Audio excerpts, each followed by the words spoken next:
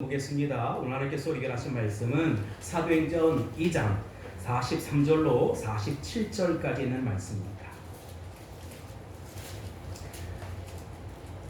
우리 다 같이 43절로 47절까지 있는 말씀 한 목소리로 합독합니다. 시작. 사람마다 두려워하는데 사도들로 말미암아 기사와 표적이 많이 나타나니 믿는 사람이 다 함께 있어 모든 물건을 서로 통용하고 또 재산과 소유를 팔아 각 사람의 필요를 따라 나눠주며 날마다 마음을 같이하여 성전에 모이기를 힘쓰고 집에서 떡을 떼며 기쁨과 순전한 마음으로 음식을 먹고 하나님을 찬미하며 또 온 백성에게 칭송을 받으니 주께서 구원받는 사람을 날마다 더하게 하시니라. 아멘.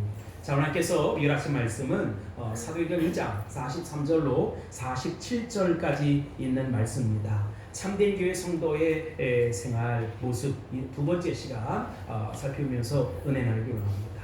어느 크리스찬 아들이 70대 노모에게 요즘 정말로 교회 가기가 싫다 이렇게 하소연을 합니다. 그러자 노모는 도대체 왜 교회를 가기 싫으냐라고 아들이 그 이유를 물었어요. 그러자 아들은 세 가지 이유 때문에 나는 정말 교회 가기 싫다 이렇게 얘기하는 거예요. 우선 첫 번째, 아침에 너무 일찍 일어나기가 대단히 힘들다는 것이지요. 두 번째는 찬양대의 불협화음이 도대체 전혀 들어줄 수가 없다는 것입니다. 그리고 세 번째, 예배가 너무 지루하다는 거예요. 그래서 이 소리를 들은 노모는 이렇게 이야기합니다. 네가 반드시 교회 가야 할 세 가지 이유가 있다. 그 세 가지 이유가 뭐냐? 첫째, 교회 가는 것은 너의 선택이 아니라 필수요 하나님의 명령이라는 것입니다. 그리고 두 번째, 교회는 사람 보고 가는 것이 아니라 하나님 보고 가는 것이기 때문에 가야 한다는 것이지요. 그리고 세 번째, 정말로 네가 교회 가야 하는 이유는 내가 그 교회 바로 담임 목사라는 것입니다. 교회는 누구나 가고 싶은 교회가 되어야 합니다. 예루살렘 교회 성도들은 늘 교회 가고 싶었어요. 얼마나 가고 싶었던지 그들이 모였다가는 헤어지기가 싫은 거예요. 헤어질 줄 모르는 거예요. 그래서 결국은 어떻게 했습니까? 그들 유무상통하며 함께 공동체를 이루어서 살았다는 것입니다. 그렇다면 이처럼 가고 싶은 교회로 만들기 위한 신의 그 원동력은 도대체 뭘까? 시그릿 그 비밀은 도대체 뭘까라고 하는 것입니다. 그것은 바로 성령의 역사라는 것입니다. 그러므로 교회는 반드시 성령으로 변화되어야 한다. 말씀으로 변화되어야 한다. 하나님의 은혜로 변화되어야 한다는 것입니다. 그때 비로소 하나님께서 역사하시고 하나님께서 함께 하시는 것이지요. 저는 우리 물대농산교회 이 공동체가 그렇게 성령으로 변화되고 말씀으로 변화되고 은혜로 변화되어서 늘 가고 싶은 교회, 늘 함께하고 싶은 성도의 모습이 되기를 주의 이름으로 축복합니다. 여기서 그들의 생활을 단편적으로 묘사하는 규절이 있지요. 42절 우리 함께 합독합니다. 시작. 그들이 사도의 가르침을 받아 서로 교제하고 떡을 떼며 오로지 기도하기를 힘쓰니라. 아멘. 베드로 사도의 설교를 듣고 예루살렘 교회가 세례를 받기 시작했는데 3,000명이나 받게 되었어요. 그 다음에 그들이 사도의 가르침을 받아 서로 교제하고 떡을 떼며 오로지 기도하기를 힘쓰니라 이런 표현이 나오는데 이 표현이 예루살렘 교회 지난 시간도 했지만 이 예루살렘 교회 네 가지 참된 모습이었다고요. 첫 번째, 이 예루살렘 교회 성도들에게는 무엇을 배웠느냐? 하나님 말씀을 배우는 모습이 있었다는 것입니다. 42절 상반절에 보면 그들이 사도의 가르침을 받아 이렇게 말씀하고 있습니다. 성령을 체험하고 은혜를 체험한 사람들은 먼저 무엇을 해야 합니까? 새로운 사회를 이루고 새로운 하나님 나라에 들어온 사람들 공동체를 이루어서 맨 먼저 해야 할 일이 뭐냐? 하나님 말씀을 받아야 한다는 것입니다. 하나님 말씀을 배워야 한다는 것입니다.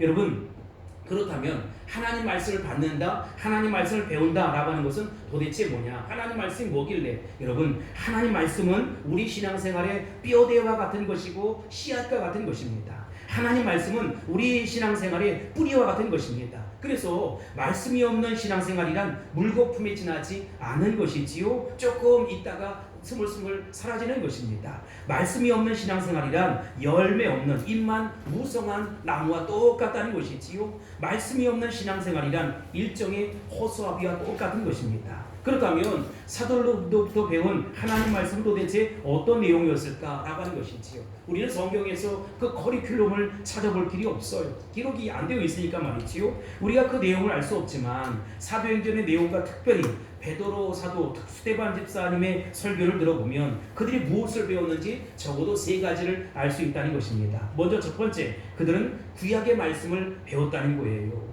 베드로 사도와 스데반 집사님의 설교를 보면 구약 성경을 아주 여러 번 인용하는 것을 볼 수가 있습니다. 그리고 두 번째, 그들은 예수 그리스도의 생애를 배웠다는 것이지요. 왜냐하면 사도들은 예수님과 함께 살았기 때문입니다. 3년 반 동안 예수님과 함께 살았기 때문입니다. 그러므로 그들은 예수 그리스도의 능력 있는 생애와 예수 그리스도의 대속의 십자가 뿐만 아니라 부활에 대해서 분명 공부를 했을 거예요. 마지막으로 그들은 성령의 사건에 대해서 분명하게 공부하고 그 해석을 했을 것입니다. 사도들은 그날 예수 믿고 세례받았던 사람들에게 오순절 성령 강림의 놀라운 역사를 가르쳤어요. 따라서 예루살렘 교회 성도들은 사도의 가르침을 받아 하나님 말씀을 배웠다, 생명같이 배웠다는 것입니다. 그 말씀이 그들의 신앙의 뼈대가 되었고 신앙이 되었고 씨앗이 되었고 뿌리가 되었다는 것입니다.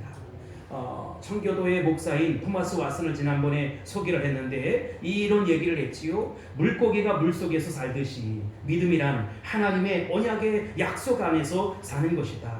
하나님의 약속은 팽팽하게 부푼 튜브와 같아서 우리가 아무리 거센 고통의 바다에 빠져도 그 튜브만 붙잡고 있으면 절대로 가라앉지 않는다는 것입니다. 여러분, 우리가 하나님 언약의 말씀을 예루살렘 교회 성도들처럼 꼭 붙잡고 있으면 그 튜브 안에서 생명을 보존하는 어린아이들처럼 절대로 이 세상의 문제, 사건, 형편 아니면 연약함 아니면 질병 속에 빠져들어가지 않는다는 것입니다.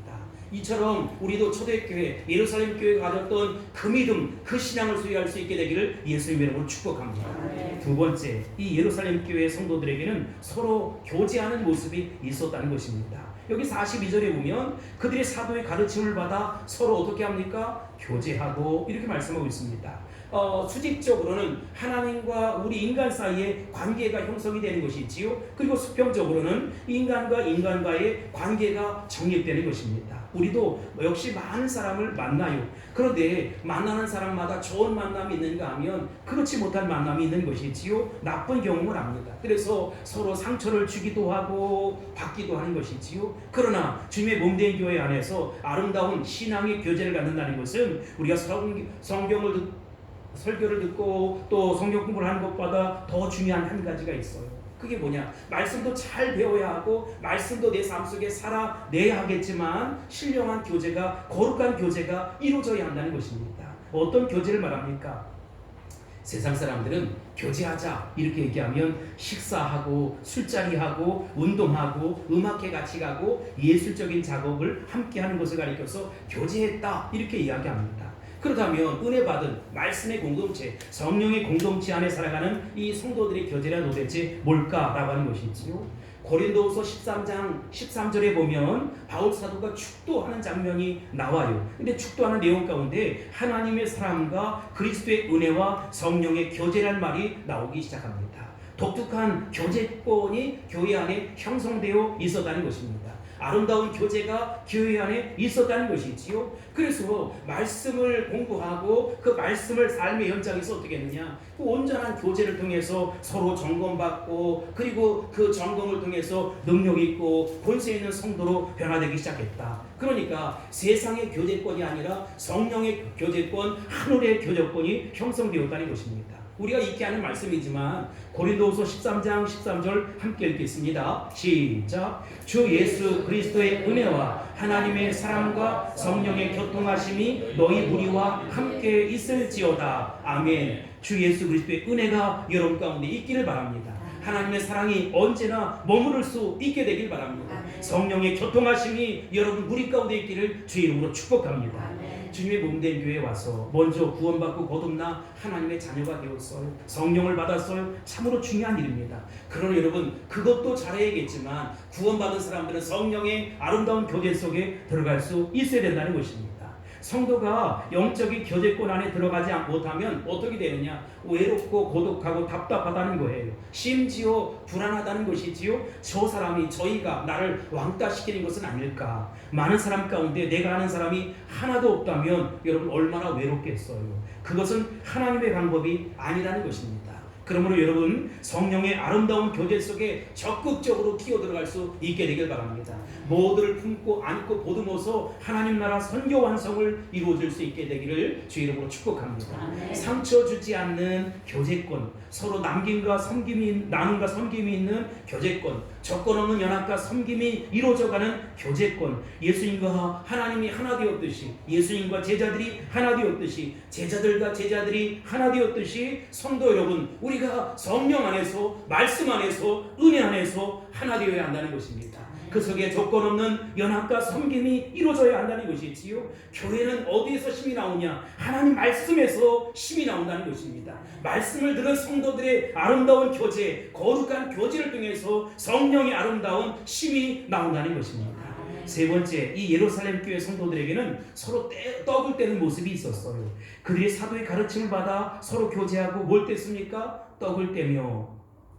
여러분 얼마나 아름다운 모습이에요. 먹는 것 참 좋잖아. 난 안 먹어. 안 먹고도 살아. 뭐 이런 사람이 있습니까? 예루살렘 교회에 이 아름다운 일이 있었어요. 그들은 영적인 일만 하지 않았다는 것입니다. 그들은 먹는 일도 곁들여 했다는 것이지요. 그런데 여기 재미있는 사실이 하나 있어요. 고린도 전서와 연결시켜 보면 떡을 떼는 애찬이 그들이 삶의 먹자판으로 그렇게 변모되었다는 것, 변질된 것이지요. 어떤 사람들은 교회 안에 이 아름다운 교제권과 떡을 떼는 일을 먹자판으로 변질시키는 사람들이 있어요. 동시에 어떤 이들은 먹는 일에 시험에 들어서 야, 교회에서 먹는 일이 더 이상 하지 말자. 뭐 자꾸 왜 우리가 육체적으로 물질적으로 그렇게 가느냐? 그저 교회 모이면 기도하고 말씀 듣고 가난한 사람 돕고 선교하고 그렇게 살아가야지 라고 이야기함으로써 우리의 아름다운 교제를 삭막하게 만드는 잘못된 행동을 할 때가 있다는 것입니다.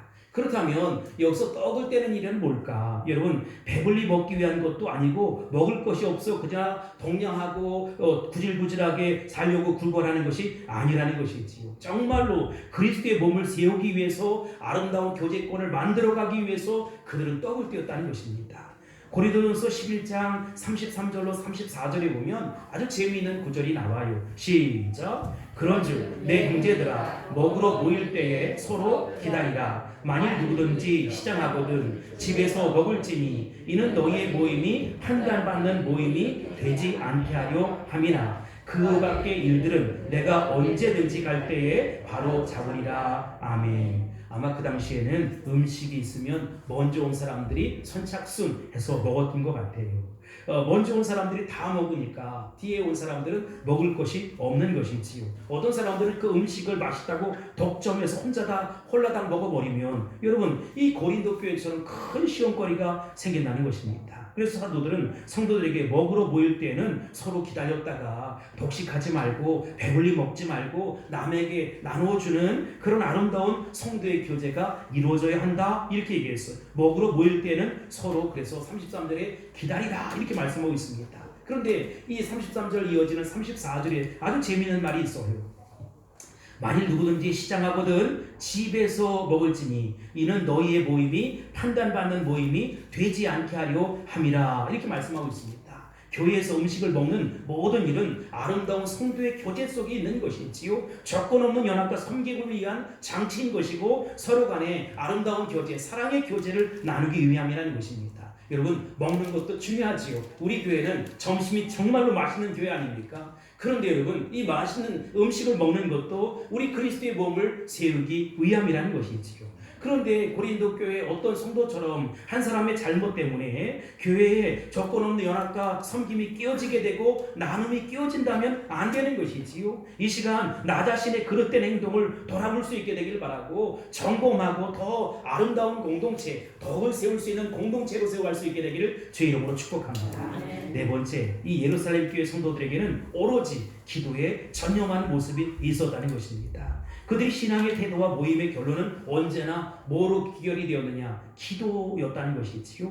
말씀을 받고 성령 안에서 거룩한 교제, 신령한 교제, 아름다운 교제를 나누고 난 다음에 음식을 먹었어요. 그리고 그들은 기도에 전념했다는 것이지요. 분명히 이 기도는 개인적인 기도라기보다는 공동체가 하나 되는 중보 기도였을 거예요. 같이 모여서 육신이 연약한 자들이, 병든 자들이, 형제들이, 자매들이, 사도들의 가르침을 받아서 이 어려움 가운데 있는 이 조국을 위해서 기도했을 것이고, 공동체를 위해서 기도했을 것이고, 연약한 지체들을 위해서 기도했을 거예요. 그런데 여기 성경에 뭐라고 얘기합니까? 오로지 기도에 힘썼다는 것입니다. 전심으로 기도하기에 힘썼다는 것입니다. 기도는 성도들의 생명줄입니다. 여자가 아이를 잉태하면 그 아이는 엄마 뱃속에서 독립적으로 자라는 것이 아니잖아요. 무엇과 연결되었습니까? 엄마와 탯줄로 연결이 되어 있는 것입니다. 아이의 생명은 전적으로 엄마를 의지하는 것이지요. 하나님이 인간을 창조하셨을 때 스스로 살아라, 잘 먹고 살아라 이렇게 말씀한 존재가 아니라는 것입니다. 우리 인간은 하나님을 떠나서는 살 수 없어요. 하나님의 관계 속에서만 자랄 수 있고, 하나님의 관계 속에서만 성숙할 수 있고, 하나님의 관계 속에서만 성장할 수 있고, 하나님의 관계 속에서만 복된 삶을 살 수 있다는 것입니다. 기도는 어머니의 탯줄과 같은 것이지요. 기도는 하나님의 전화선과 같은 것입니다. 기도는 하나님의 젖줄과 같은 것입니다. 기도는 물이 저수지에서 우리 집으로 흘러들어오기 위해서 필요한 파이프 역할과 하는 것과 똑같아요. 기도 없이 이루어지는 것이 단 하나도 없다. 아무것도 없다는 것입니다. 그래서 믿고 구한 것은 받은 줄로 믿으라고 했으니까, 받을 줄로 믿으가 아니라 이미 받은 줄로 믿고 기도하며 응답을 비결로 체험할 수 있게 되기를 예수님 이름으로 축복합니다. 아멘. 그들이 함께 먹은 것도 먹은 것 자체를 위한 것이 아니라 교제를 하기 위함이었고, 사랑의 나눔을 하기 위함이었고, 조건 없는 연합과 섬김의 삶을 살기 위한 연습이었다는 것입니다. 그리고 그들의 결론은 어디에 기결되었느냐? 기도에 기결되었다는 것입니다. 이 말씀을 배우는 일, 성도의 아름다운 교제를 나누는 일, 떡을 떼는 일과 이제 모든 것들을 마치고 난 이후에는 전혀 오로지 기도에 힘쓰는 일입니다. 여러분, 초대 예루살렘 교회가 이 모델을 우리에게 제시했다면 우리 가운데 정리해야 될 것은 정리하고 받아들여야 될 것은 받아들여야 될 수 있지 않겠습니까? 우리 물대동산 교회가 우리 주님 심장에 있는 그 교회가 되었으면 좋겠어요. 정말로 우리가 원시림으로 들어가서 주님 마음속에 있는 그 교회, 주님 심장 속에 있는 그 교회로 아름답게 두벅두벅 성장해 갈 수 있게 되기를 예수님의 이름으로 축복합니다. 그런데 오늘날 왜 교회가 가지 못할까요? 왜 이렇게 그 모습에서 타락해 갈까요? 이유인즉슨 지금까지 얘기했던 4가지 원형에서 벗어났기 때문이라는 것입니다. 우리 세상에서 너무 세상적인 가치를 가지고 살아가요. 영적으로 지쳐 있어요. 이기적인 삶을 살아가요. 허무한 교제 속에 살아간단 말이지요. 그러니 질이 다른 교제를 하고 질이 다른 삶을 사는 것이지요. 우리는 하늘의 은혜를 맛보아야 합니다. 하늘의 은사를 체험해야 합니다. 그래서 우리 공동체가 영적인 공동체, 하나님 기뻐하는 공동체, 우리 주님 심장에 있는 공동체로 아름답게 세워져 가야 한다는 것입니다. 이러한 성도들의 아름다운 모습을 바라보고 사람들은 어떻게 반응했는지 봅시다. 43절입니다. 시작. 사람마다 두려워하는데 사도들로 말미암아 기사와 표적이 많이 나타나니. 아멘. 여러분, 사람들이 어떻게 했대요? 두려워했다는 거예요. 이 두려움은 경건을 내포하고 있는 것입니다. 그것은 단순한 두려움이 아니에요. 단순한 떨림이 아니에요. 그 놀라는 거예요. 저 사람은 달라. 저 사람에게는 뭔가 심적인 그 은혜가 있는 모양이야. 이런 것이지.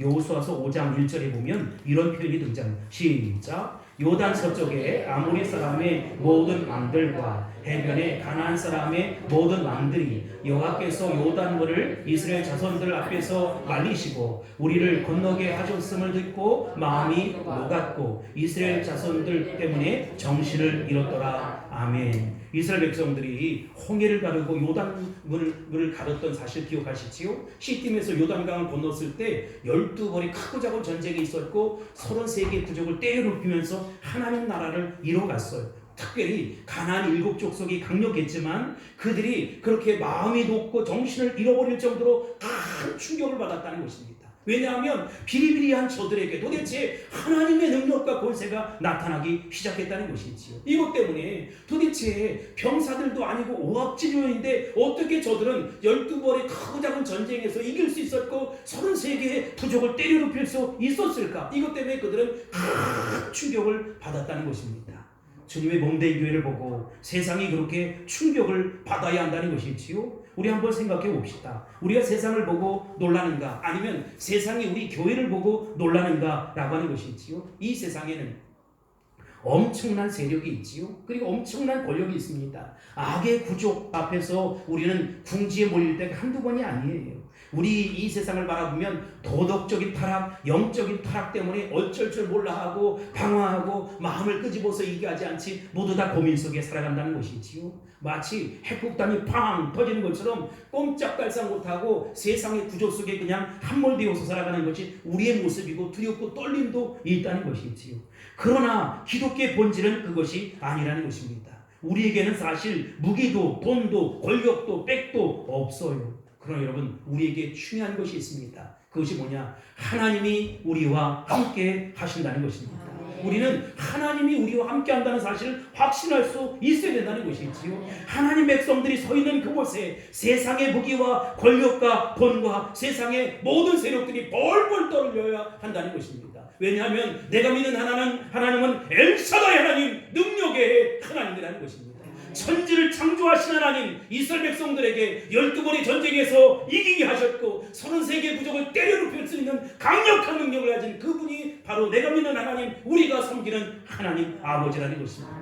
그래서 내 삶 속에 두렵고 떨리는 그 현장 속에 우리 주님이 오셔서 역사해야 되고, 우리 주님이 오셔서 힘이 되어서 능력 있고 권세 있는 삶을 살 수 있도록 도와주셔야 한다는 것입니다.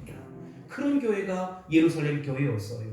그들에게는 우리처럼 이렇게 아름다운 건물도 조직도 격파도 없었지요. 제가 성지순례를 여러 번 갔다고 했는데 갈 때마다 느끼는 것은 교회는 전부 다 동굴이었어요. 그런데 여러분, 대부분의 교회들은 어디에서 시작했느냐? 누구누구 세례 요한의 무덤, 예수님의 무덤에서 시작했어요. 뭐 학계 선지자의 무덤, 말라기의 무덤에서 교회가 시작되는 거예요. 지금처럼 건물이 있었던 것이 아니에요. 그렇지만 그들의 환경과 형편과 조건은 너무나 열악하고 답답했지만 그들은 하나님과 교통함이 있었고 하나님이 함께 하신 모습을 확신했고 하나님 나라 선교 완성을 위해서 애쓰고 힘썼다는 것입니다. 그들에게 가져서 있던 것은 오직 믿음이었고 말씀이었고 성령의 능력이었다는 것입니다.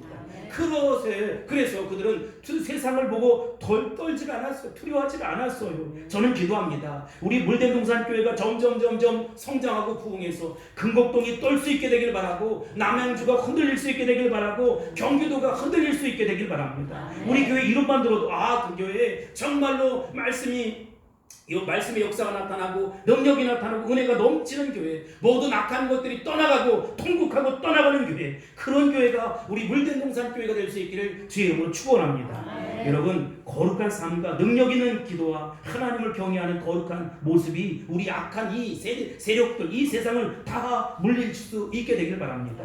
이것이 예루살렘 교회였고 우리가 추구하는 예수 심장 속에 있는 그 물대동산 교회라는 것입니다.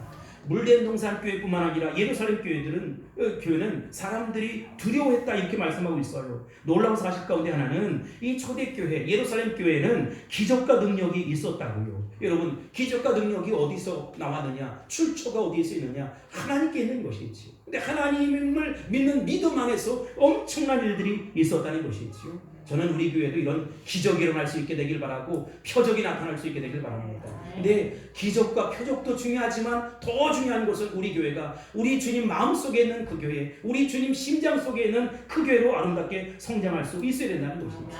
세상과 교회가 똑같다면 누가 교회를 두려워하겠어요?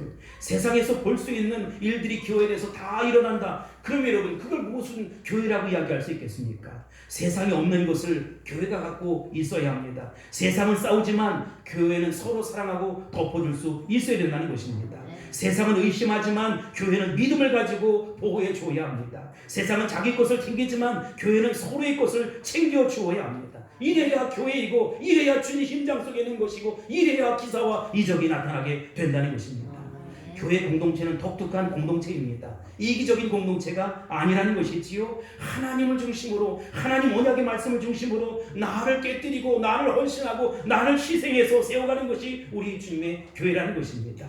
우리 교회 안에 만약 안진뱅이가 일어나는 사건이 있다, 소경이 눈을 떴다, 김어울이가 귀가 열렸다, 정신 이상자가 정신이 온전해졌다, 귀신진자들이 귀신이 떠나갔다, 이런 일이 있다면 여러분, 야, 정말 대단한 교회다, 이런 일일 것이지요. 근데 여러분, 대단한 교회, 우리 교회, 이런 교회, 이런 일들이 날마다 일어나야 된다는 것이지요. 왜냐? 우리 하나님은 어제나 오늘이나 영원토록 동일하신 하나님.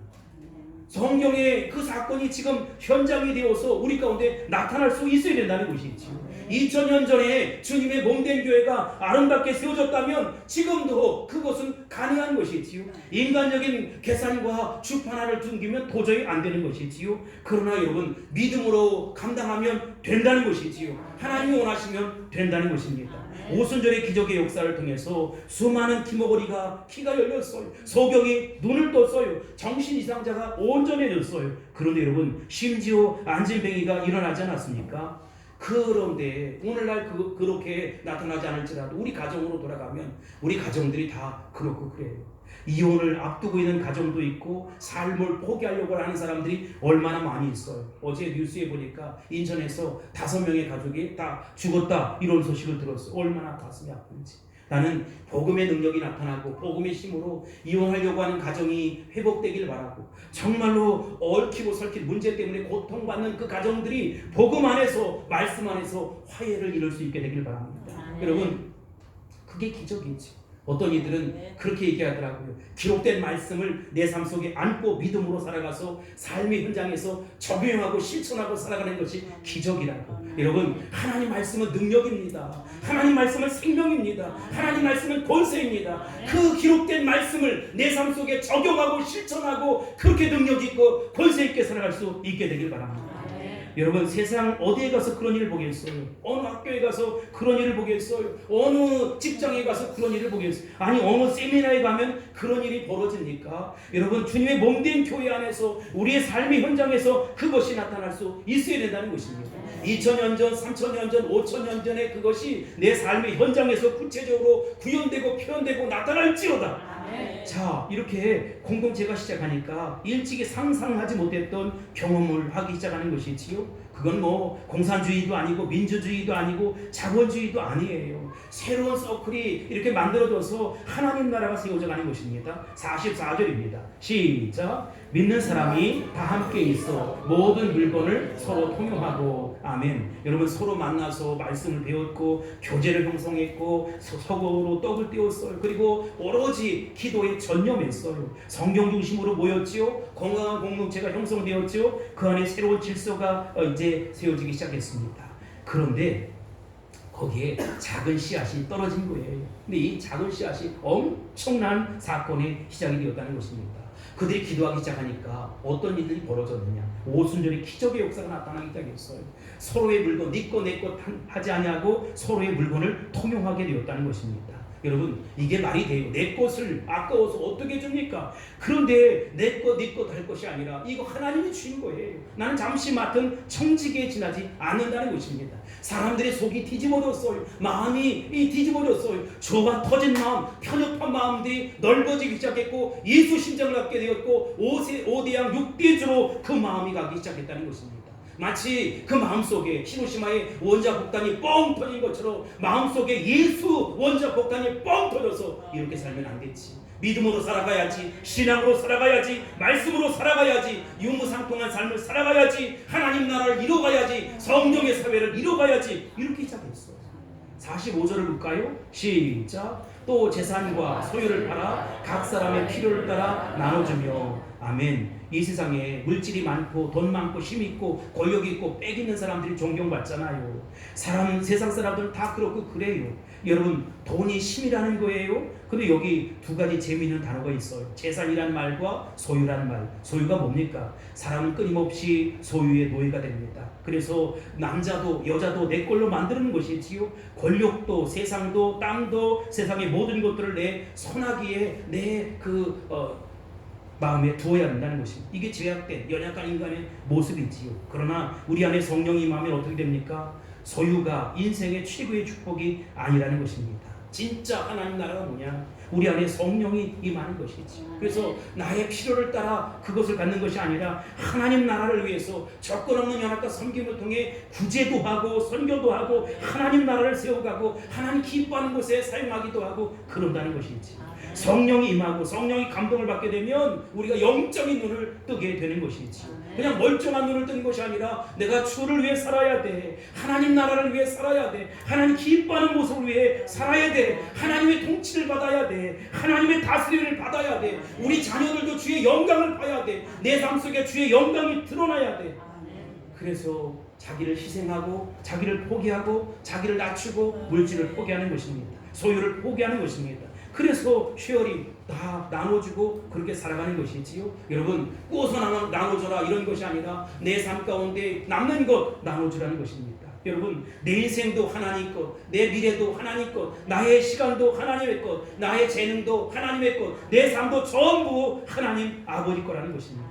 그 내게 있는 모든 것 주 앞에 드리는 것이지요. 그리고 주님과 신비한 연합을 이루면서 살아가는 것입니다. 이게 바로 하나님의 사회, 하나님 나라라는 것이지요.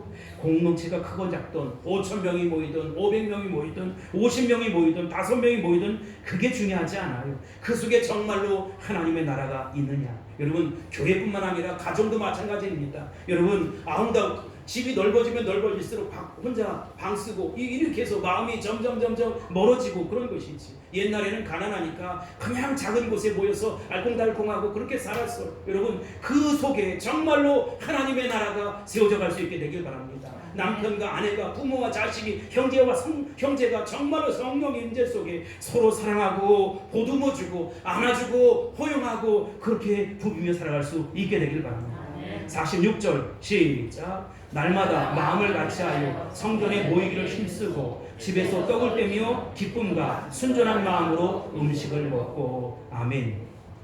날마다 마음을 같이해서 성전에 모이기를 힘썼다. 이들은 날마다 모였어요. 얼마나 좋으면 매일 모였을까요? 성전에 날마다 나와라. 그 율법이에요. 그 정말 짜증나는 것이지요. 신경질 나는 것이지요. 근데 누가 오라고 하지 않았는데 날마다 모였어요. 왜 모였을까요? 은혜가 있는 거예요. 여러분 은혜를 받은 교회와 은혜가 있는 교회와 은혜가 없는 교회를 보면 알아요. 예배가 끝나면 그냥 순식간에 사라지는 것이지. 성도들이 그냥 사라지는 것입니다. 근데 은혜 받은 교회는 그렇지 않아요.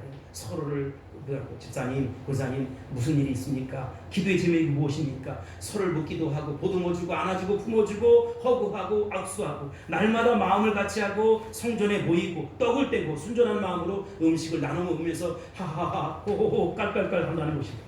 47절 봅시다. 시작. 하나님을 찬미하며 또 온 백성에게 칭송을 받으니 주께서 구원받는 사람을 날마다 더하게 하시니라. 아멘. 그들이 뭘 했대요? 하나님을 찬미했다. 여러분 우리의 삶은 찬양으로 열매 맺어야 합니다. 입술로 찬양하고 마음으로 찬양할 수 있어야 된다는 것이지요. 멀쩡하게 만났는데 헐기는 눈으로 바라보고 째려보는 눈으로 바라보면 안 돼요. 마음속에 찬양이 있고 감격이 있어야 된다는 것입니다. 여러분 그래서 그 모든 것들이 합력해서 선을 이루고 하나님께 영광이 되어야 한다는 것이지요. 사실 우리 인간이 얼마나 추하고 더럽습니까? 성령의 도우심이 아니면 아름다운 교제권이 형성되지 아니하고 축복의 공동체가 만들어질 수가 없어요. 하나님이 역사하니 감사하지요. 성령이 함께하니 감사하지요. 말씀이 능력되어 나를 변화시키니 감사하지요. 우리 교회가 그렇게 가야 돼요. 정말 주님 마음속에 있는 그 교회, 예수 심장 속에 있는 그 교회, 이 복음의 원심으로 뚜벅뚜벅 걸어갈 수 있어야 된다는 것입니다. 그랬더니 주께서 구원받는 사람을 어떻게 도했습니까? 날마다 더하게 하십니다. 여러분 주께서가 중요한 것이지요. 구원의 주체는 우리 주님입니다. 여기 주님께서 도하신다고 했으니까 우리 물대동산 교회도 날마다 주께서 도하시는 역사가 나타날지어다. 근데 여기 더하게 하시니라 라고 하는 말이 헬라어로 보면 프로세티데이라고 하는데 프로세티데이가 뭐냐? 미완료 과거형이에요. 계속해서 더하게 하신다. 지금 그 숫자에 연연하지 아니하고 날마다 더하게 하신다라고 성경은 말씀하고 있어요. 저는 사람들이 여러분을 보고 당신 왜 그렇게 기쁘게 삽니까? 왜 그렇게 행복하게 삽니까? 이런 소리가 좀 있었으면 좋겠어요. 이루살렘 공동체는 그랬거든요. 그들이 아까 제가 얘기했잖아요. 제가 성지서를 가면서 아니 무덤에서 교회를 만들고 그들이 신앙의 공동체를 이루었다니까요. 그들이 정말로 얼마나 힘들고 어려웠으면 천민에 가까운 삶을 살았어요. 먹을 것이 없어서 정말 안절부절하는 삶을 살았어요. 그러니 있는 사람들이 나눠주고 유무상통한 삶을 살았다는 것이지요. 그러나 그들이 허기진 배를 부여잡고 살았지만 그럼에도 불구하고 그들의 감격이 있었고 기쁨이 있었고 비전이 있었고 희망이 있었어요. 주님이 더해 주실 것이다. 우리 자녀들의 미래와 장래를 하나님께서 책임져 주실 것이다. 5대양 육제로 나가서 저들이 존귀하게 멋지게 들어 쓰임받고 사용될 것이다. 나의 삶은 이렇게 어렵지만 주님이 통치하고 다스리는 그날가 올 것이다. 내 삶에 성령의 임재가 있을 것이다. 한 사람 들물처럼 변해서 아름다운 사회가 형성이 되었고 그 마음들이 모아져서 하나님 앞에 영광이 되었다는 것입니다. 이와 같은 은혜가 나타날지요. 마지막으로 한 가지 이야기만 하고 마치겠습니다. 목사님 띄워주세요. 예, 여기 어디죠? 나이아가라 폭포. 여러분 1분에 약 50만 톤의 물이 떨어진다는 것 아닙니까?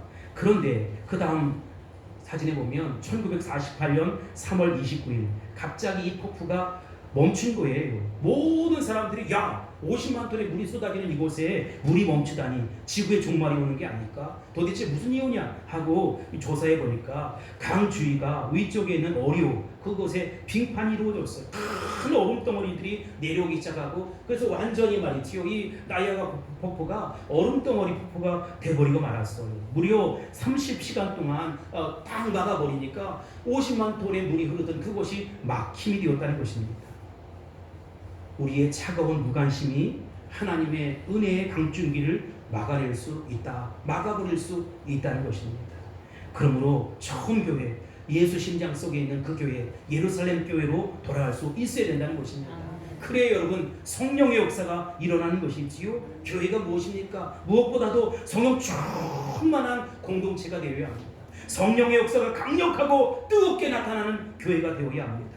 그리고 구원의 역사가 날마다 일어날 뿐만 아니라 서로 성도 간에 아름다운 교제가 이루어지고 정말로 마음들이 더해서 하나님 앞에 영광이 되고 기쁨이 되고 찬송이 되고 즐거움이 될 수 있어야 된다는 것입니다.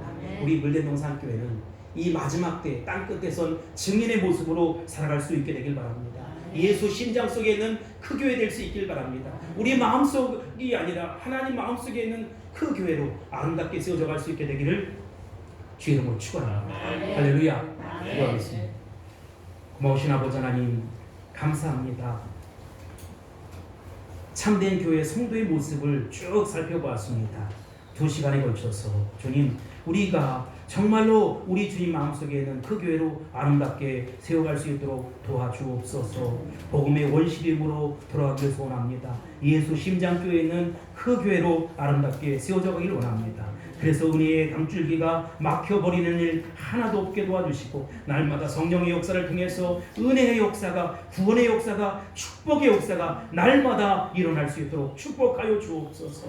그래서 마지막 땅끝에선 증인의 모습으로 사명 잘 감당해서 잘했다 칭찬받는 우리 교회 되게 하여 주옵소서. 사랑이 많으신 예수님의 이름으로 간절히 기도하옵나이다. 아멘.